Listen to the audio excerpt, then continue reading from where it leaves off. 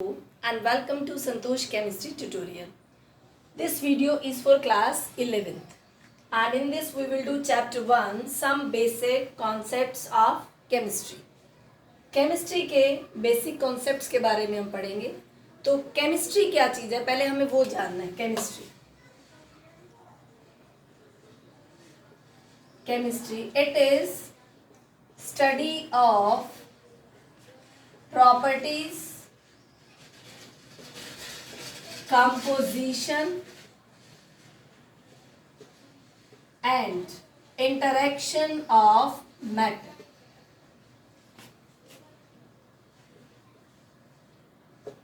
Okay, 3 things आपको इसमें matter की पढ़नी है. उसकी प्रॉपर्टीज क्या होती हैं, कंपोजिशन क्या होती है और वो कैसे इंटरेक्ट करते हैं. शॉर्ट में हम इस डेफिनेशन को वो क्या कह देते हैं, study of PCM. P stands for properties, C stands for composition and M stands for interaction of matter. तो आपको इजी डेफिनेशन मिल गई. कहीं आप पीसीएम से ये मत समझ आना फिजिक्स केमिस्ट्री एंड मैथ्स. तो P यहाँ पर क्या था बेटा, प्रॉपर्टीज. प्रॉपर्टीज कौन सी होती हैं, फिजिकल एंड केमिकल प्रॉपर्टीज. कौन कौन सी प्रॉपर्टीज पढ़नी है, फिजिकल एंड केमिकल. कंपोजिशन क्या होती है, जैसे वाटर है, वाटर किस किस गैस से मिलकर बना, हाइड्रोजन एंड ऑक्सीजन गैस से मिलकर बना है. तो वो क्या होती है उसकी कंपोजिशन. जैसे एयर, एयर में बहुत सारी मिक्सचर है गैसेस का, that is the composition of air. और इंटरेक्शन किस तरीके से, जैसे दोनों चीजें कैसे मिलके इंटरेक्ट करती है और क्या बनाती है, उसकी प्रॉपर्टीज भी पढ़ना, that is interaction of matter. इसीलिए इसकी डेफिनेशन क्या थी हमारी, it is study of properties, composition and interaction of matter. ठीक है. अब आपने जो मैटर पढ़ा, मैटर क्या चीज है पहले हमें ये जानना. 9th क्लास में पढ़ चुके बेटा आप इसको. ठीक है. तो मैटर जानना है हमको. मैटर क्या होता है, anything which occupy space and have मास. कोई भी चीज जो जगह लेती है और उसका मास होता है उसे हम क्या कहते हैं, मैटर. समझ में आई मेरी बात बेटा, क्या कहते हैं उसको, मैटर. और एक और होता है मटेरियल. तो मटेरियल, मैटर और मटेरियल में डिफरेंस बच्चों को कई बार समझ में नहीं आता. उसको आज अच्छे से जानना है आपने कि मैटर क्या होता है. कहते हैं ये भी एक मैटर है, ये भी मैटर है. मटेरियल क्या चीज, मैटर और मटेरियल है क्या चीज. जैसे अब हमारे नोट्स होते हैं, ये पेन है मेरे हाथ में है तो ये यूजफुल है, मैं इसका यूज कर रही हूँ, लिख रहे हैं हम, इससे काम कर रहे हैं. अगर मैं इसके टुकड़े करके डस्टबिन में डाल दूँ तो ये क्या बन गया, मैटर. हर चीज मैटर तो है लेकिन हर चीज मटेरियल नहीं है. जिसका स्पेसिफिक यूज हो, the thing which have specific use, उसको हम क्या बोलते हैं, मटेरियल. तो अब हमने अपनी स्टडी को भी इस तरीके से जो है मटेरियल बनाना है. मैटर वो आपके हाथ में, मैटर तो हर चीज है, मटेरियल जो होता है स्पेसिफिक. अब मुझे पूरी उम्मीद है आप अपनी स्टडी को मटेरियल जरूर बनाएंगे. ठीक है. अब हम इसके बाद पढ़ेंगे लॉज ऑफ केमिकल कॉम्बिनेशन. अब बेटा हम स्टार्ट करेंगे लॉज ऑफ केमिकल कॉम्बिनेशन. कैसे एलिमेंट्स कंबाइन होते हैं, कैसे इंटरेक्ट करते हैं, उनकी मासेस क्या होती है, रेशियो क्या होती है. यहाँ हम 5 लॉज के बारे में पढ़ेंगे लेकिन हम अभी पढ़ेंगे 3 लॉज. नेक्स्ट वीडियो में हम पढ़ेंगे 2 लॉज के बारे में. फर्स्ट हमको पढ़ना है लॉ ऑफ, ये जाना पहचाना नाम है आपका, ध्यान से सुनना. आपने लॉ पहले पढ़ रखा है बेटा, लॉ ऑफ कंजर्वेशन ऑफ मास. कौन सी क्लास में पढ़ा था बेटा आपने, 9th क्लास में. Law of conservation of mass. Masses of the reactants should be equal to the masses of the products. Masses of the reactants should be equal to the, यहाँ total और लिख लीजिए बेटा, total masses of the reactant should be equal to the total masses of the products. In a chemical reaction. जैसे अब ए और B दो element है, रिएक्ट करके क्या बना रहे हैं, कंपाउंड ए बी।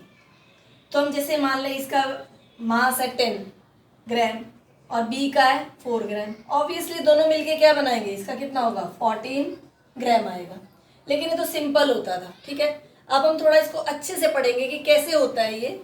एक स्टेटमेंट हम आपको बताते हैं यहाँ पर, देखिए क्वेश्चन है 1.5 gram of ethane on combustion gives 4.4 gram of carbon dioxide and 2.7 gram of water. Show that this reaction obeys law of conservation of mass. ये रिएक्शन कैसे ओबे करती है लॉ ऑफ कंजर्वेशन ऑफ मास को, आप इस क्वेश्चन से सीखेंगे ध्यान से, ठीक है। तो अब हम इथेन का फॉर्मूला आप जानते हैं, 10th क्लास में पढ़ा है, C2H6। On combustion means reaction with oxygen gives क्या, कार्बन डाइऑक्साइड, वाटर और प्लस में क्या बनता है बेटा, हीट। अब हम इसको बैलेंसिंग भी आपने 10th क्लास में पहले पढ़ रखी है, तो इसकी बैलेंसिंग क्या होगी, इसमें क्या लगाएंगे हम, यहाँ पर 2 लगा देंगे, तो ये कार्बन कितने हो गए 4, यहाँ 4 लगाया आपने, हाइड्रोजन कितने हो, 6 2 जा 12, then you will write here 6 oxygen, और यहाँ पर कितने हो गए 8 14, तो यहाँ पे क्या लगाएंगे 7। ये होगी बैलेंस्ड केमिकल इक्वेशन। इस इक्वेशन को पढ़ते कैसे, 2 moles of ethane react with 7 moles of oxygen to give 4 moles of carbon dioxide and 6 moles of water. तो अब हमें ध्यान दो, इसका मास दिया हुआ 1.5, इसका नहीं दिया हुआ, कार्बन डाइऑक्साइड का कितना दिया हुआ है 4.4 ग्राम, वाटर का कितना दिया हुआ है 2.7 ग्राम। एक इसका आसान तरीका ये भी होता है, इनका मासेस जो है प्लस कर दो, इसको एक्स लिखो, और ये इसमें से आप जो है इन दोनों को ऐड करके ये वाला वहाँ माइनस करें तो आपके पास तब भी आंसर आ जाता है। एक ये तरीका भी होता है, लेकिन हम इसको और केमिस्ट्री के फॉर्मूला से जो आपने 9th में फॉर्मूलाज पढ़े थे उस तरीके से भी करेंगे, उसको भी देखना अब आप ध्यान से थोड़ा सा, ठीक है बेटा। देखिए अब उस चीज को आप, अब ये भी आपने एक तरीका देखा था कि दोनों के मासेस को, रिएक्टेंट को ऐड कर दो और प्रोडक्ट का ऐड कर दो, जो एक नहीं है उसका हम निकाल सकते हैं माइनस करके, ठीक है।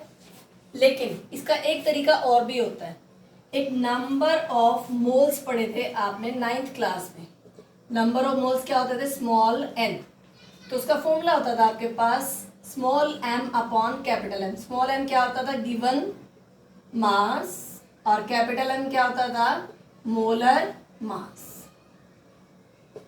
तो पहले हम किसका निकालेंगे, इथेन के बारे में नंबर ऑफ मोल्स निकालेंगे, ठीक है।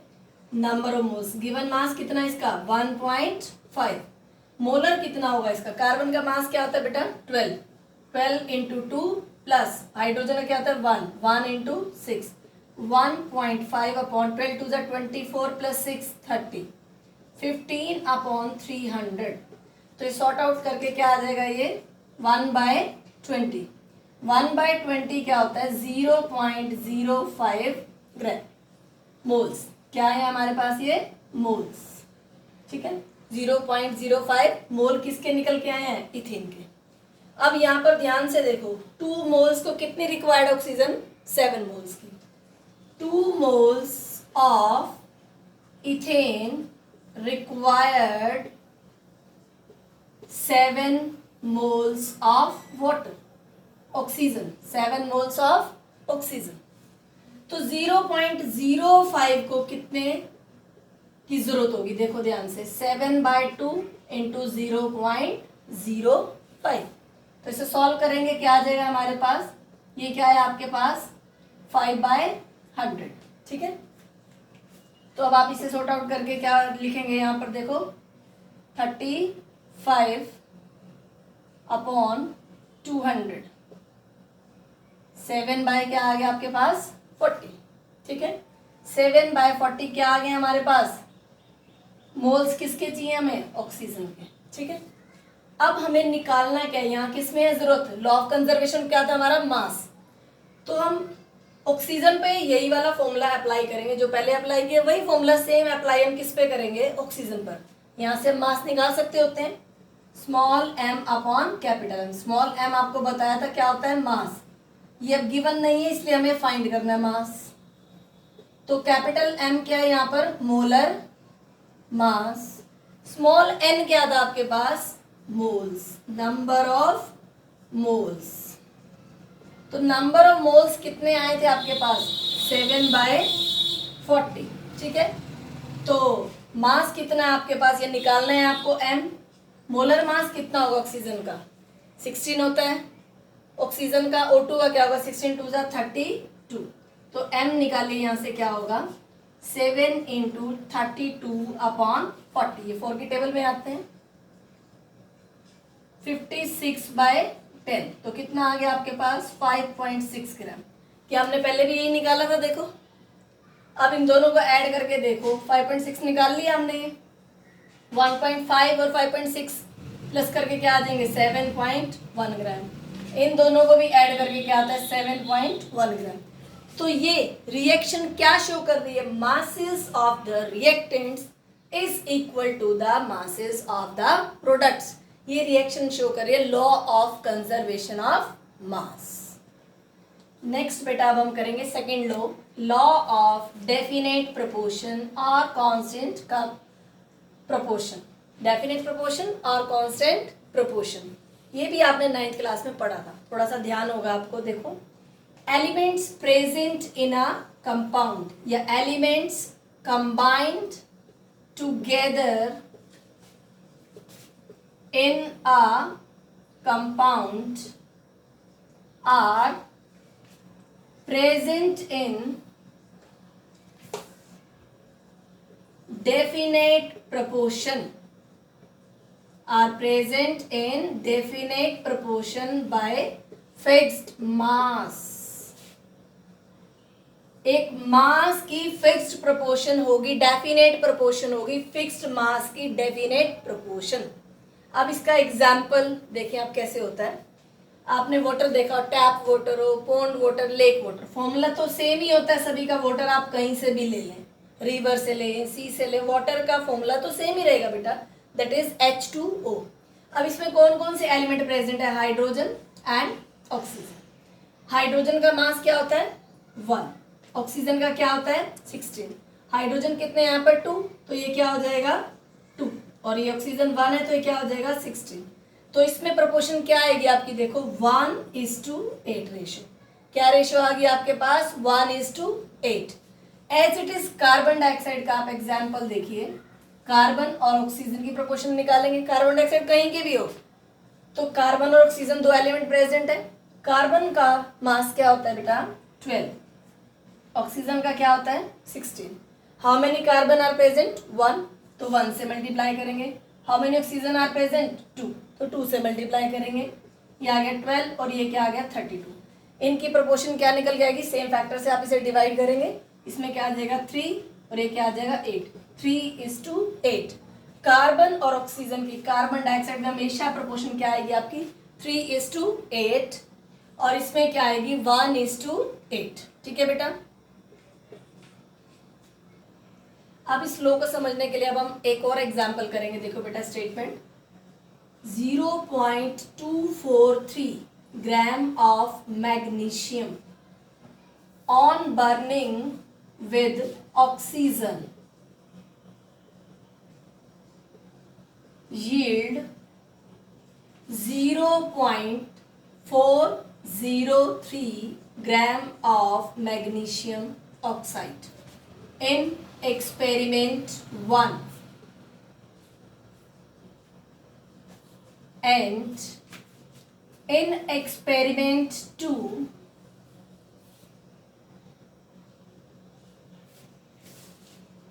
0.182 gram of magnesium on burning with oxygen yield 0.302 gram of magnesium oxide. Show that this obey law of definite proportion. Definite proportion को ये कैसे शो करता है ये आपने करके दिखाना है इसमें. इससे आपको बेटा ये इजीएस्ट समझ में आ जाएगा. ठीक है. एक्सपेरिमेंट 1 और एक्सपेरिमेंट 2. मैग्नीशियम किसके साथ बर्न करता है? ऑक्सीजन के साथ. तो क्या बनता है? Magnesium oxide.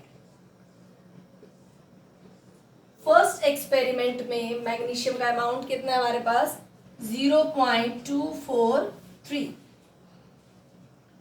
ऑक्सीजन का नहीं पता हमें, मैग्नीशियम ऑक्साइड का कितना? 0.403. एक्सपेरिमेंट 2 में मैग्नीशियम का कितना है?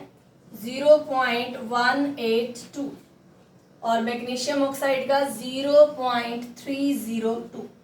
अब जैसे लॉ ऑफ कंजर्वेशन ऑफ मास में करते हैं, मैग्नीशियम और ऑक्सीजन मिलके क्या बना रहे हैं? Magnesium oxide. इस प्रोडक्ट में से ये वाला माइनस करते तो इस रिएक्टेंट का हमारे पास आ जाएगा. तो अभी इजीली इसको माइनस करिए. देखो 3 में से 3 गए 0, 10 में से 4 गए 6, 3 में से 2 गए 1. 0.160 ग्राम आ जाएगा इसका. ठीक है बेटा. अब नेक्स्ट में भी करके देखते हैं हम. 0.302 में से माइनस करेंगे तो ऑक्सीजन का आ जाएगा हमारे पास. 2 में से 2 गए 0, 10 में से 8 गए 2, तो यहाँ क्या आ जाएगा? 2 में से 1 गए 1. 0.120 ग्राम. अब हम इसमें रेशो निकालेंगे एक्सपेरिमेंट 1 में भी और 2 में भी. मैग्नीशियम की किसके साथ? ऑक्सीजन के साथ. मैग्नीशियम का अमाउंट क्या है हमारे पास? 0.243 अपॉन में क्या आ जाएगा? 0.160. एज इट इज एक्सपेरिमेंट 2 में भी हम रेशो निकालेंगे मैग्नीशियम और ऑक्सीजन की. तो वो क्या आएगी हमारे पास? 0.182 अपॉन 0.120. इन दोनों को सॉल्व करेंगे आप तो क्या आ जाएगी? 1.51. देखो सेम आ गई प्रोपोर्शन. यही डेफिनेशन तो थी हमारी. एलिमेंट्स जो प्रेजेंट होते हैं कंपाउंड के अंदर, they are present in definite proportion by fixed mass. Fixed होता है उनका वो. ठीक है. तो यहाँ से रेशो क्या है? 1.51 रेशो आ रही है. नेक्स्ट बेटा हमारा थर्ड लॉ है लॉ ऑफ मल्टीपल प्रोपोर्शन. थोड़ा सा मल्टीपल है मतलब थोड़ा सा टिपिकल होता है लेकिन है नहीं. हम आपको इजीएस्ट वे से इसमें बताएंगे. पहले आप इसकी डेफिनेशन को समझना थोड़ा ध्यान से. When two elements combine to form more than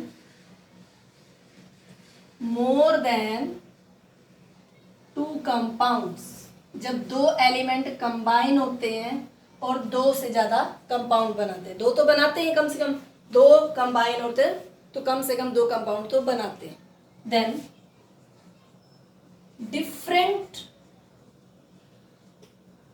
masses of